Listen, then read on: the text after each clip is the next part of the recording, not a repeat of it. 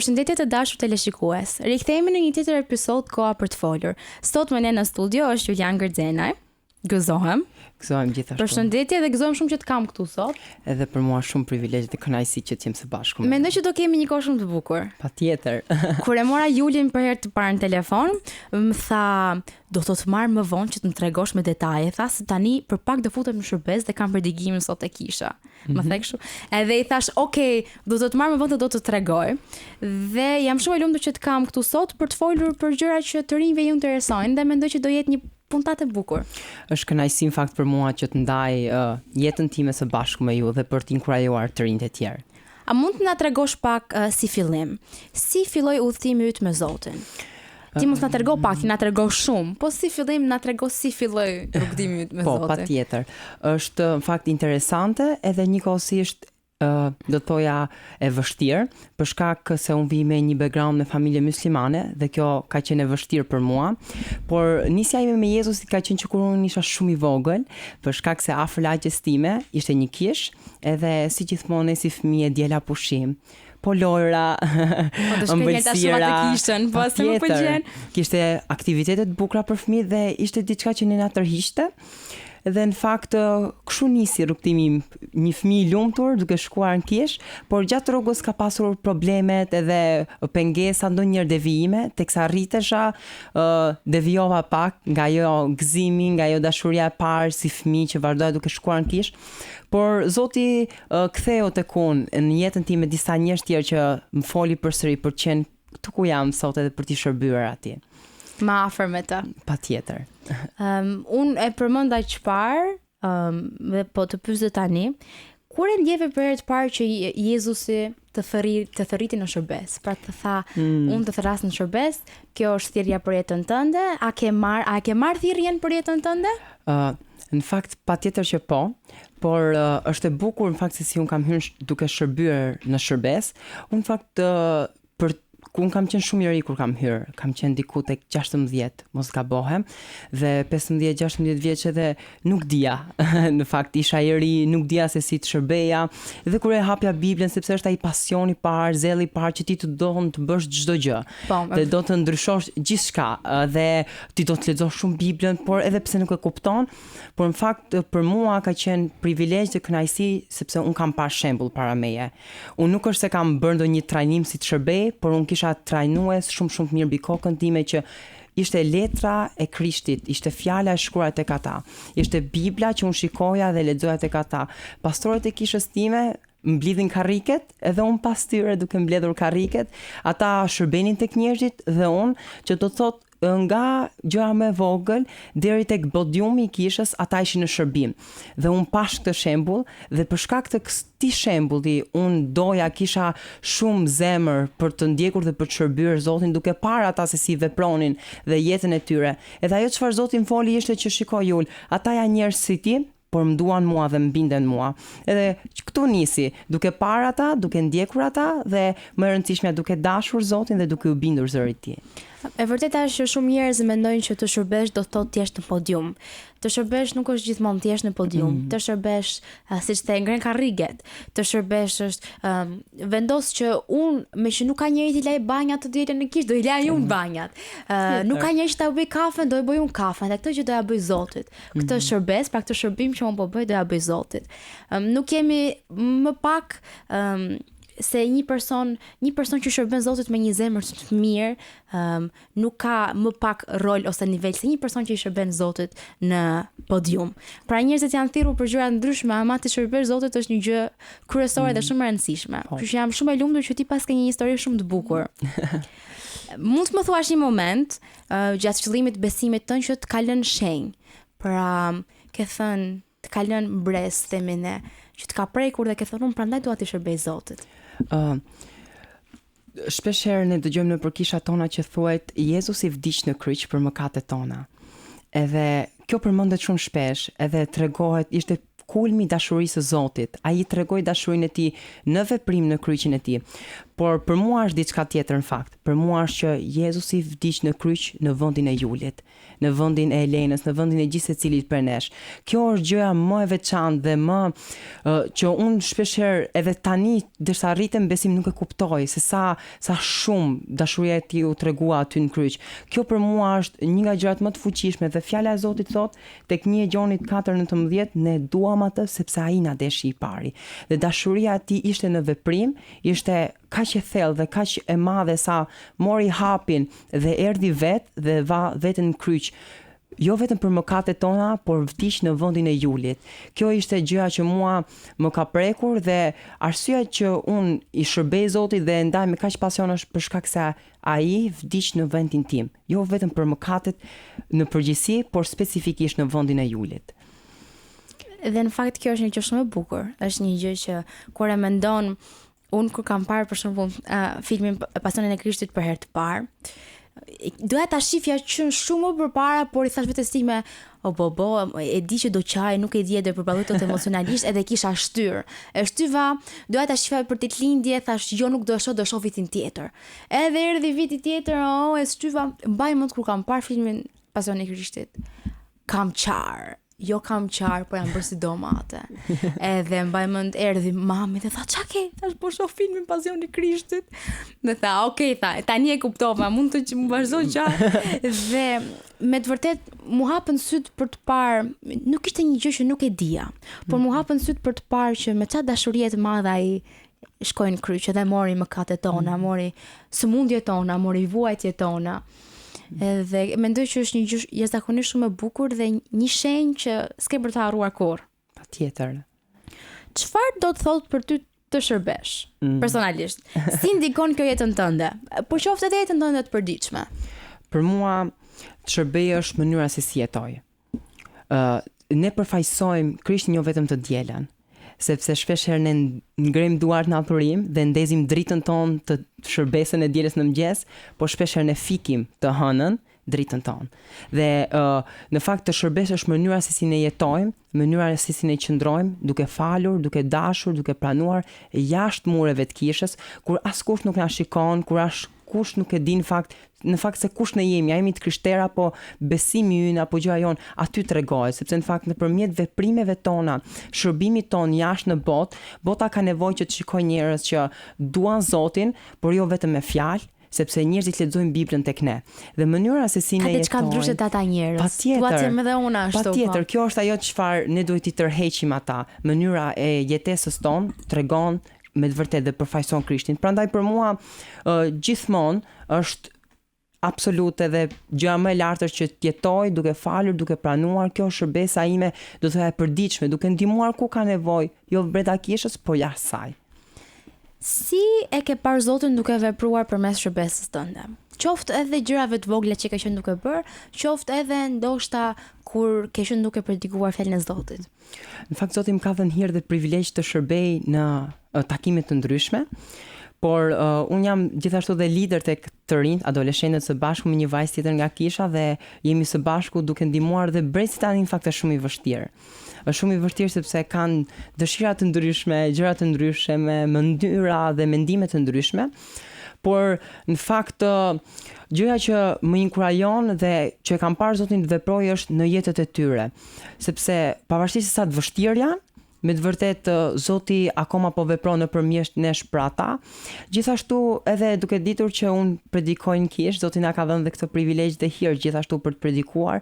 Njerëzit kanë stin të ndryshme, kohë të ndryshme. Shpeshherë ata mund të jenë duke qarë, disa mund të jenë duke qeshur, disa mund të jenë duke ndërtuar, të tjerët mund të jenë rrëzuar, por në të gjithë fazat e jetës tyre Perëndia mund të përdorë gojën time teksa predikoj për t'ju dhënë inkurajim, për t'ju dhënë gëzim, për t'ju dhënë paqe, shpresë, që të thotë gjithsecili në gjendjen e tyre të ndryshme, Perëndia ju flet ndryshme dhe nëpërmjet gojës time.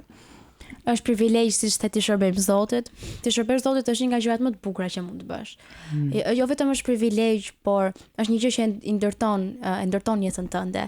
Ka përgjegjësi kur ti shërben Zotit, çfarëdo lloji shërbese që merr përsipër, ama ka dhe një shpërblim që vjen pas asaj, një përmbushje që ti ndjen kur i shërben Zotit, që në fakt asnjë gjë tjetër nuk ja zë dot vendin.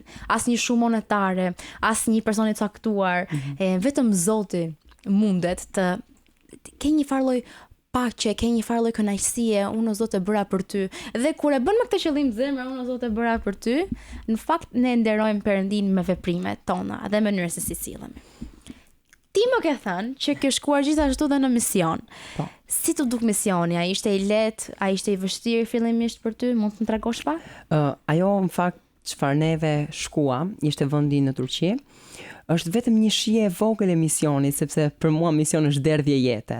Është që ti lë gjithçka tënden dhe ti po hyn në një tokë që ti nuk e din, që ti nuk e njeh dhe thjesht ti je frymë shenjtë, unë jam këtu, thjesht që ti dëshiron që unë të jem këtu. Për mua ka qenë në fakt e vështirë. E vështirë do të thoya sepse thjesht territori i vendit mund të jetë shumë i pushtuar nga gjëra që neve na ndikojnë frymërisht, edhe na lodhin ndonjëherë. Por ka qenë me të vërtet dora e Zotit që ka vepruar nëpërmjet nesh në këtë mision. Bekim, shumë bekim.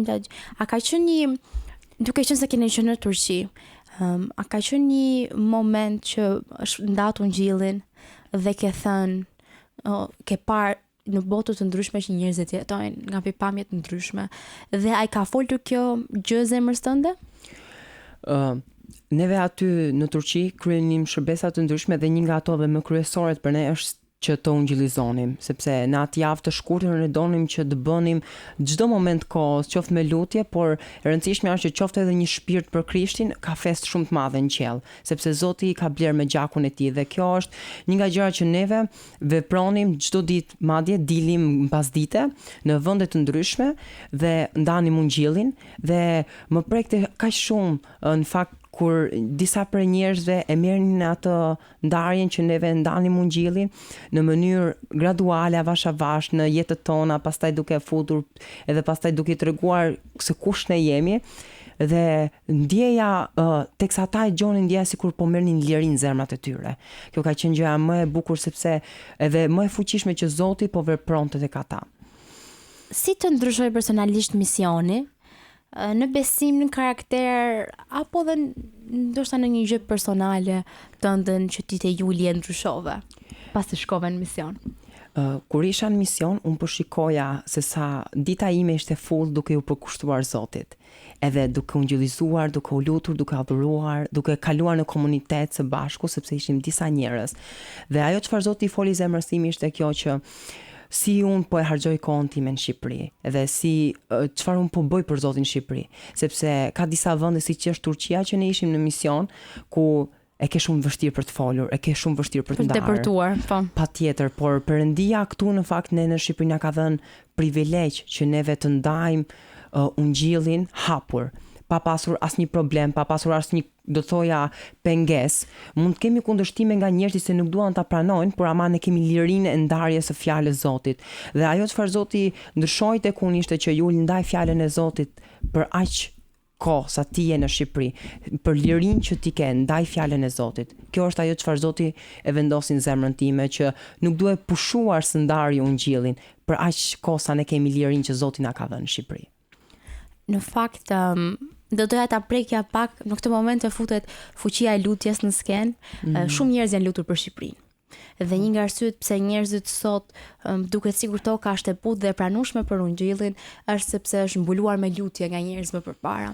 Unë kam dëgjuar shumë dëshmi të ndryshme, edhe pastori jon flet vazhdimisht për rëndësinë e lutjes dhe si kjo gjë ka ndikuar shumë vendin ton, dhe duke parë këtë përgjigje, mendoj që sa e rëndësishme është të marrim në lutje vendet e tjera gjithashtu. Lutja jon ka fuqi. Dhe lutja jonë nuk është pak, nuk është një lutje që duket sikur ne mund ta vëmë të dhoma jonë dhe nuk e dëgjon njeri, atë dëgjon më i madh i Zot. Atë dëgjon Zoti ushtrive. Dhe ti ke vlerë në sytë e tij. Ti nuk je pak për të. Mendoj që është shumë e rëndësishme që ne të lutemi dhe prandaj doja ta bëja një thyrje të vogël gjatë kësaj gjë që ti po thoa në lidhje me misionin. Të lutemi për vendet në botë, në Europë, lutemi për Turqinë, të lutemi për vende të tjera, të mbulojmë me lutje që ungjilli i Perëndis toka të jetë më e butë, që të shpërndahet ungjilli i Perëndis. Siç u bëmë ne, edhe ne ta bëjmë me të tjerët. Dhe mendoj që është e rëndësishme, kjo gjë është një gjë shumë e rëndësishme. Edhe prapë në lidhje me misionin, desha të pyes, a ke ndjer ndonjëherë frikë ose pasiguri? Në momentin që shkove, a ndjeve frikë dhe pasiguri?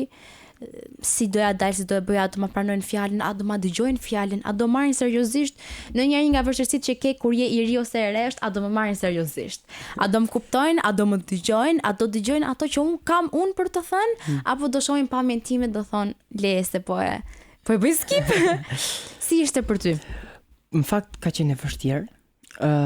Ashtu siç thash që ka disa vende që është e vështirë për të ndarë, për të folur, dhe për mua gjithashtu ka qenë e vështirë, kam pasur frikë ndonjëherë, sepse neve duhet në një kohë duhet të ndanim Bibla, edhe duhet i linim dhe duhet largoheshim dhe domethënë sikur i harruam aty, por në fakt ne i linim që disa njerëz të tjerë t'i merrnin dhe t'i gjinin ato. Dhe kjo ka qenë një kohë frikë se nëse dikush do të na shohë çfarë mund të ndodhi, por unë di të them që frika është si një stuhi shumë e fortë mbi ne.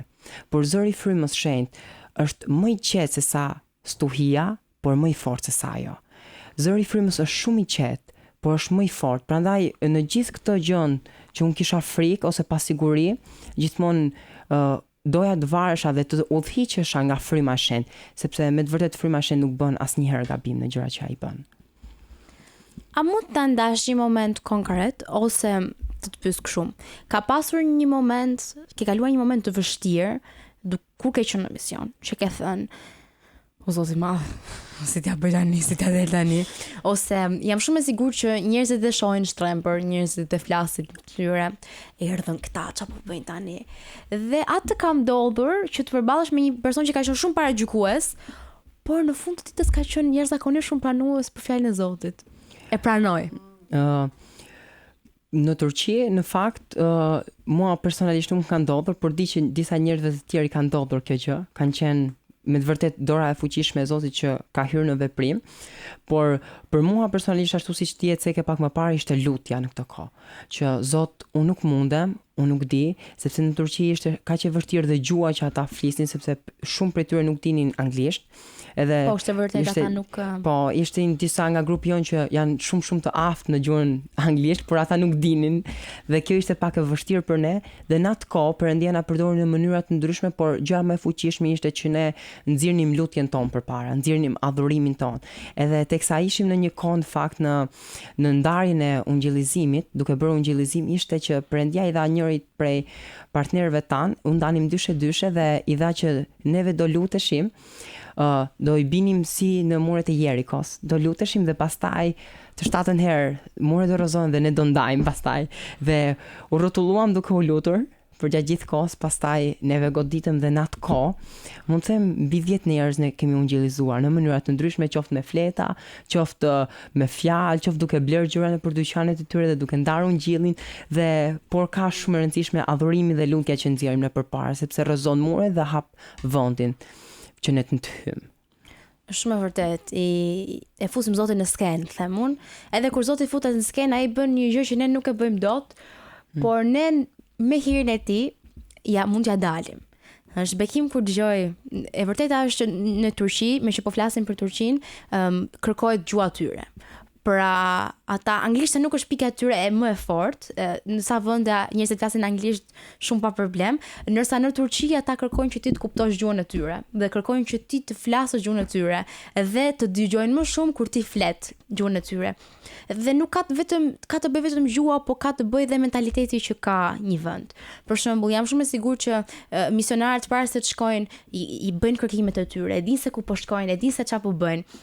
Dhe unë mendoj që paktën nga kjo anë Zoti na ka bekuar, sepse ne kemi gjëra shumë më në mund të them kështu në lidhje me Turqinë, disa nga mentalitetet që ata kanë, ne i kemi, disa nga fjalët e tyre që ata i përdorin të përditshme, ne kemi marrë dhe ne.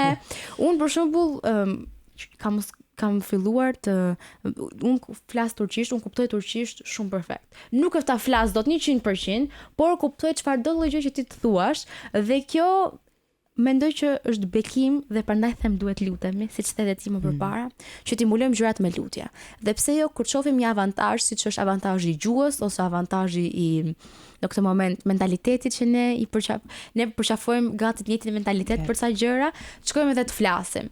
Mua për shembull kur shoh ato gjyshe, disa nga gjyshet që janë atje, më vjen për të qarë edhe më vjen sikur dua të shkoj të flas për Jezusin, se shoh gjyshet tona këtu. Dhe mendoj që të kesh një zemër të dhemshur, një zemër që e do Perëndin, e do misionin, lutet dhe adhuron, është super. Është bekim shumë i madh. Është bekim. Edhe kjo e bën të ecë para. Patjetër. Çfarë ndryshimi? Ne folëm për mision, ne folëm për shërbesën. Çfarë ndryshimi ka sjell Jezusi në jetën tënde? Një njeri do vi këtu sot dhe do thotë, "Okej, çfarë ka prekur Jezusi? Çfarë ndryshimi ka sjell? Mund të më thuash diçka?" Për mua Jezusi ka ndryshuar gjithçka. Bibla thotë që kushdo që tashmë është në Jezusin, ai është një krijesë e re, gjërat e vjetra kanë shkuar dhe tashmë janë bërë çdo gjë e re. Në mënyrën se si jetoj, në mënyrën se si mendoj, në mënyrën se si veproj, Jezusi ka ndryshuar gjithçka në jetën time. Në mënyrën se si i dua njerëzit, i shikoj ata dhe në mënyrën si fal në çdo gjë. Jezusi ka ndryshuar gjithçka në jetën time dhe më e rëndësishme i ka dhënë qëllim dhe mision jetës time, sepse unë fakt kam qenë një person që mbasi do të mbaroja shkollën nuk mendoja asgjë tjetër, thjesht ose të ikja shtetit tek vllai ose gjëra të ndryshme, por nuk kam pas vizion apo qëllim për jetën time, por Jezusi ka dhënë qëllim edhe ka ndryshuar çdo gjë. Nëse fokusi im më përpara ishte tek gjërat toksore, thjesht përmbushesha, Jezusi më ndryshoi dhe më bëri në një nivel akoma më të lartë për të menduar gjëra qiellore. Kjo ishte ndryshimi i madh i jetës time që Jezusi ka bërë. Ti e ceke në fillim që the un kam pas një shembull të mirë. A mund ta tregosh pak rëndësinë që ka të kesh pastor dhe të drejtohesh nga prindër frymor? Dhe pse është ka shumë e rëndësishme që ne të shkojmë në kishë, sidomos për të rinjt? Është e rëndësishme për të gjithë, por mund të na tregosh si pak pse është e rëndësishme që të shkojmë në kishë për të rinjt? Dhe nëse dua të mësojmë fjalën e Zotit dhe të shkojmë në kishë. E rëndësishmja e para është për autoritetet që ne kemi mbi vetet. Neve ndjekim një shembull apo jo, i cili është Krishti dhe Perëndia, kur ai ku Jezusi i dha disa dhurata njerëzve. Dhe ai ja u dha, ai i zgjodhi dhe ai i vendosi që të jenë disa apostuj, disa profet, disa barin, që do të thotë ka njerëz të ndryshëm. Dhe në përkishat tona ne shikojmë që sot besimtari nuk ka shumë dëshirë dhënien e llogarisë në kish apo gjërat që ata bëjnë. Por në fakt kjo është shumë gabim dhe shumë dëmtuese për ne. Dhe është shumë e rëndësishme shembulli që ne shohim, sepse atë që ne shohim atë ne bëjmë. Prandaj për mua ka qenë shumë e rëndësishme sepse un kam parë një shembull të mirë, mënyra se si ata jetonin dhe vepronin, dhe është kaq shumë e rëndësishme që gjithashtu do ta lidhem me këtë që të shkojmë në kish. Bibla na tregon që mos hiqni dorë nga bashkësia e mbledhur së bashku, që do thotë Jezusi nuk na ka thirrur vetëm ta adhurojmë në shtëpiat tona, apo të qëndrojmë të ndar. Ka një kohë patjetër që ne do të lutemi nëpër shtëpiat tona dhe do të adhurojmë nëpër shtëpiat tona, por është shumë e rëndësishme bashkësia, teksa ne jemi të mbledhur së bashku, teksa ne qëndrojmë së bashku, jemi më të fortë, jemi më të mbushur, qortohemi nga njëri tjetri, inkurajohemi nga njëri tjetri, mbushemi nga njëri tjetri. Bibla thotë që në ditën e rreshajve fryma u derdh, pse? Sepse ata ishin në një mendje, në një zemër, në një gjë që ata kërkonin. Ishin patjetër dhe në unitet. Dhe kjo është ndryshimi çfarë bën. Uniteti sjell patjetër ndryshim. Kur bota na shikon së bashku dhe kur bota na shikon neve që kisha është e fuqishme dhe ne jemi së bashku, patjetër që ato dëshirojnë dhe preken nga kjo bashkësi dhe duan që të na bashkojnë. Sidomos të rinjt, sepse sot të rinjt mund të shkojnë kudo përveç se në kish. Mund të kenë çfarëdo lloj shembush mbi veten përveç se shembull frymor të duhur, njerëz që i tregojnë vlera dhe njerëz që i tregojnë me të vërtetë se çfarë duhet ndjekin dhe ku duhet ecin. Prandaj është me të vërtetë shumë i rëndësishëm autoriteti frymor edhe shkuarja në kish. Siç the më përpara që kur ne jemi bashkë, ne jemi më të fuqishëm, ne jemi më të fortë. Kështu ndodh edhe lutja, kështu ndodh edhe në adhurim, kur ne jemi bashkë, ne jemi më të fuqishëm, ne jemi më të fortë. Dhe me që ne folëm për lutjen, po e cekëm pak, imagjino të rinjt besimtar bashkë të mbledhur duke u lutur për një kamp. Imagjino ndryshimi që ndodh dhe mendoj që është kaq e rëndësishme që ne të jemi unitet me njëri tjetrin, ne njëri tjetrin kemi. Ka shumë të rinj atje jashtë që kanë dhurata ndryshme, thirrjen jetën e tyre dhe nuk do doja që të harxhonin jetën e tyre duke mos i futur këto dhurata në punë.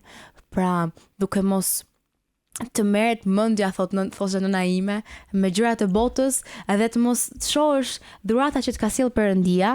Un kam parë njerëz që kanë thënë, "Ua, pse e kam unë këtë?" Po e keci këtë. "Ua, pse mund ta bëj unë këtë, po ti mund ta bësh këtë." Po ne kemi gjithmonë nevojë për fjalën e Perëndisë, për drejtim. Edhe drejtimi merret në kish. Ne kemi nevojë për kishën. Kisha nuk është një gjë që duhet ta na shkaluar, duhet lënë. Jo unë mësoj vetë, jo unë lutem vetë, jo unë adhuroj vetë. Jo, ti ke nevojë për një shembull. Edhe Jezusi është shembulli jon më i mirë, ama ne kemi edhe pastoret tona që jemi në përkisha që janë shembull për ne. Kështu që faleminderit shumë që e the këtë gjë. Unë të vlerësova shumë që të kisha në studio. Dua të bëj një pyetje për ta mbyllur. Çfarë këshillë do t'u jepje të rinjve që duan të shërbejnë, por nuk din nga t'ja fillojnë dhe kanë pak atë sikletin, a do më marrin për bazë, a do më dëgjojnë fjalën?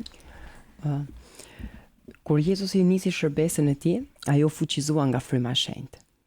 Dhe unë dua t'i nxjis të gjithë të rinjt, dua t'i inkurajoj me gjithë zemër që udhëhiquni dhe vetëm udhëhiquni nga fryma e shenjtë, sepse zëri i frymës së shenjtë asnjëherë nuk është i gabueshëm dhe gjithmonë zëri i frymës së shenjtë të drejton, të vendos në gjëra që me të vërtet duhet aty t'jesh. Prandaj nëse nuk din nga t'ja nisësh apo nuk din se çfarë të bësh, kërko drejtimin e frymës së shenjtë. Faleminderit shumë për intervistën sot, faleminderit që ndave zemrën tënde me ne. Unë vlerësoj shumë që ti isha në studio, siç e thash më përpara, do e them prap. Të uroj shumë bekime, shumë suksese në këtë gjë që ti po bën. Lutem që Zoti të jetë me ty, lutem për hirin e tij mbi jetën tënde, për aftësimin e tij, për urtësinë e tij. Dhe ne kemi nevojë për të rinj, unë e them vazhdimisht, do vazhdoj ta them, ne kemi nevojë për të rinj që të ngrihen të marrin stafetën dhe ton, unë do i shërbej Zotit. Dhe qoftë nga siç sa më përpara të gjërat e vogla, qoftë nga do bëj kafet, do bëj këtë, do shkoj në kish, do mbledh karriket deri që në një ditë ti shërbesh Zotit në podium edhe të ndash fjalën e tij me njerëzit. Kështu që vlerësoj shumë, faleminderit që të kishim në studio. Faleminderit që na ndoqët. Uroj që të keni një javë sa më të bekuar. Ne lutemi për ju. Ju bekojmë shumë dhe bashkë ne shihemi radhës tjetër. Bekime.